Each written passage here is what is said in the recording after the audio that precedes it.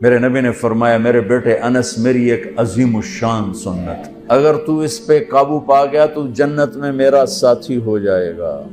کہا جی کیا ہے؟ کہا وہ یہ ہے وَلَيْسَ فِي قَلْبِكَ غِشٌّ لِأَحَدٍ فَافْعَلْ، بیٹا اس دل میں کسی کے لیے کھوٹ نہ پیدا کر۔ اس کے لیے زندگی جذبات کا نام ہے، اور جذبات جب مجروح ہوتے ہیں زندگی ویران ہو جاتی ہے، اور جذبات کو پانی پلایا میرے نبی۔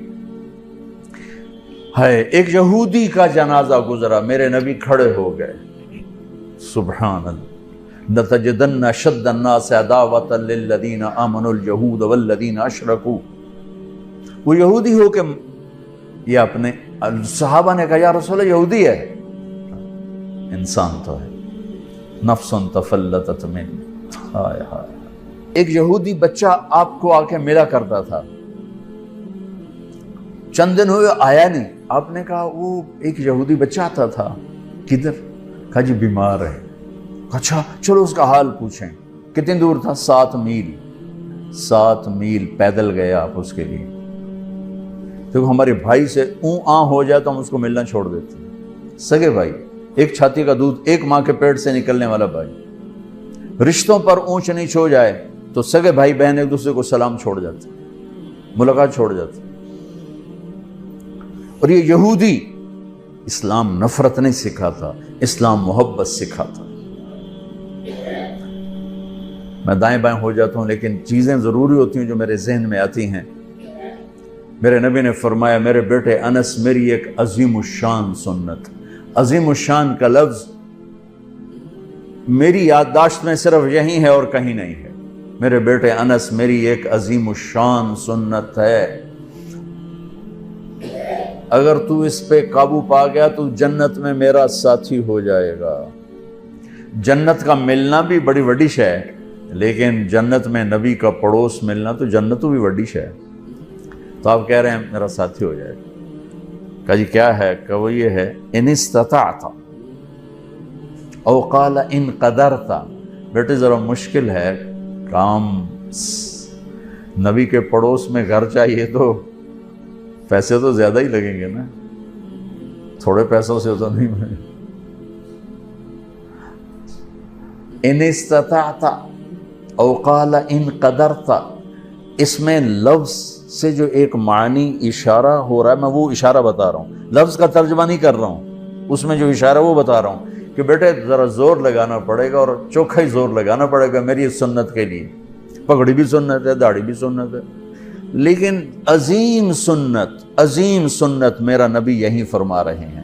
اور پھر کہا ان تصبح و تمسی، بیٹے یہ ساری زندگی کا زور لگانا ہوگا، یہ ایک دفعہ کے صرف نہیں ہوگا، ساری زندگی تجھے پسینہ بہانا پڑے گا، تب تو میری اس سنت پہ قابو پائے گا، لیکن تجھے ملے گا، تجھے میں مل جاؤں گا۔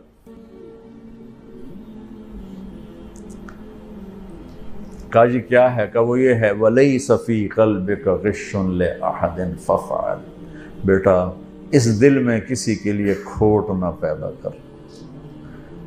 آپ غور فرمائیں، کسی کے لیے، لِأَحَد، کسی کے لیے، بیٹا مسلمانوں کے لیے نہیں، نمازیوں کے لیے، جنید بغدادی جیسے لوگوں کے لیے، رابعہ بصری جیسی عورتوں کے نہیں۔ 7 ارب انسان اس وقت ہیں، اس کو پتہ نہیں کتنے انسان تھے، اور یہ قیامت تک کا دستور میرے نبی بتا رہے ہیں کہ میری عظیم الشان سنت یہ ہے کہ دل کو سب سے صاف کر دو، اور یہ ایک دفعہ نہیں ہوگا، ایک دفعہ صاف کرو گے 10 دفعہ پھر گندا ہوگا۔ اس لیے کہا ان تصبح و تمسی، بیٹا ساری زندگی جھاڑو لے کے لگے رہنا۔ کل جو گھر کی صفائی ہوئی تھی آج وہ کام نہیں آئے گی، آج پھر صاف کرنا پڑے گا، یہ ساری خواتین جانتی ہیں۔ کل جو لان کو صاف کیا تھا اور کل جو لاؤنج کو صاف کیا تھا، آج پھر جھاڑو چلے گا۔ ایسے ہی دل کے آنگن میں لوگوں کے منفی رویوں سے ہر وقت کھوٹ آئے گا، غصہ بھی آئے گا، بغض بھی آئے گا۔ میرا نبی کہا جھاڑو دے دے، جھاڑو دے دے، صاف کر دے، صاف کر دے، صاف کر دے، میرے ساتھ ڈائریکٹ ہو جا، میرے ساتھ ڈیل کر کہ تو اس کو پی کے صاف کر، میں تجھے مل جاؤں گا۔ سبحان اللہ، کیا زندگی سکھائی ہے۔ اور اب ہمارا نفرت اور مثلا ایک آدمی جو دیندار ہے نا وہ بے دین لوگوں سے نفرت کرتے ہیں. ایک یہ جو کلاسیفیکیشن ہے نا جی ہم تو دنیا دار ہیں یہ دیندار ہیں، یہ بہت بڑی گمراہی ہے. ہر مسلمان دنیا دار ہے اور دیندار ہے. جس نے کہا لا الہ الا اللہ محمد رسول اللہ وہ دیندار ہے. جس کے پاس کھانے کو روٹی ہے وہ دنیا دار ہے. لیکن شیطان نے کیا چکر چلا ہے؟ دیندار، ان کے اندر تکبر ڈال دیا. پردے والی عورت بے پرد کو ایسے دیکھتی ہے جیسے پتہ نہیں آگے کوئی کافر آ گئی. تو پگڑی والا داڑھی والا بغیر داڑھی والے کو ایسے دیکھتا ہے جیسے یہ مسلمان ہی کوئی نہیں ہے. لا شعور کی بات کر رہا ہوں. لا شعور میں دیندار ایک تکبر پیدا ہو گیا. اور ہم دنیا دار ہیں جی، ہم دنیا دار ہیں، رشوت حلال، بدکاری حلال، جھوٹ حلال، ہر شے حلال، اور جی ہم تو دنیا دار ہیں. ارے تجھے کس نے کہا تو دنیا دار؟ تو دیندار پہلے ہے. دنیا کون ہے جو دیندار نہیں؟ جس نے لا الہ الا اللہ محمد رسول اللہ پڑھا ہے. اور کون ہے جو دنیا دار نہیں؟ جو ایک وقت کی روٹی کھاتا ہے، ایک چھت کے نیچے رہتا ہے، دنیا دار تو ہے. لیکن شیطان نے ایسا چکر ڈالا ہم تو دنیا دار ہیں، چل شراب بھی حلال، بدکاری بھی حلال، ہر شے حلال ہوگی، اور ہم تو دیندار ہیں. تکبر پیدا ہو گیا. اور میرے نبی نے تکبر کی جڑوں کو کاٹا.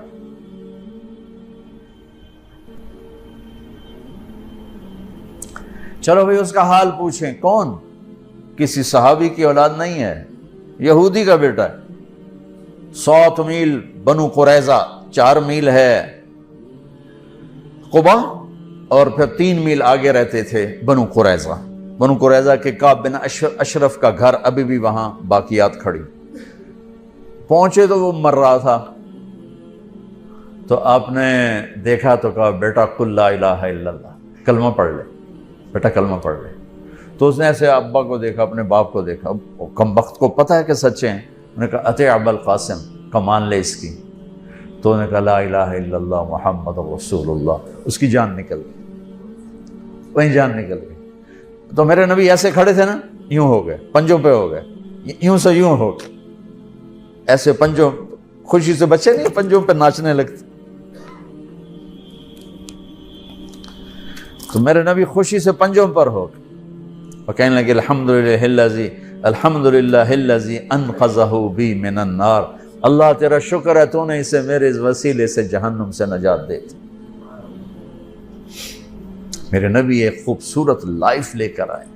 تبلیغ اس کو سیکھنے کی محنت ہو رہی ہے کہ مجھے زندگی کا حسن 7 بر اعظم پھر لو. آفا کہا گردیدہ ام، مہر بتا ورزیدہ ام، بسیار خوباں دیدہ ام، لیکن تو چیزیں دیگری. ساری دنیا گھومو، اللہ کی قسم اس سوال کا جواب کہیں سے نہیں ملے گا. لائف کیسے خوبصورت، آپ کی صحت اچھی ہو سکتی ہے، لائف کیسے خوبصورت، زندگی کیسے خوبصورت. وہ صرف در مصطفیٰ سے یہ دولت ملی اور کہیں سے نہیں ملی. میرے نبی نے ایسے جو نکتہ وروں سے کھل نہ سکا اور فلسفیوں سے حل نہ ہوا، وہ راز کملی والے نے بتلا دیا چند اشاروں. زندگی گزارنے کا طریقہ بتا کر گئے. گھر میں کیسے ہونا ہے، دفتر میں کیسے ہونا ہے، باہر کیسے ہونا ہے، جنگ میں کیسے ہونا ہے، امن میں کس طرح ہے، فقر میں کیسے ہے، غنا میں کیسے ہے، امارت میں کیسے ہے، بادشاہی میں کیسے ہے. زندگی کے ہر روپ کو اجالا دے دیا.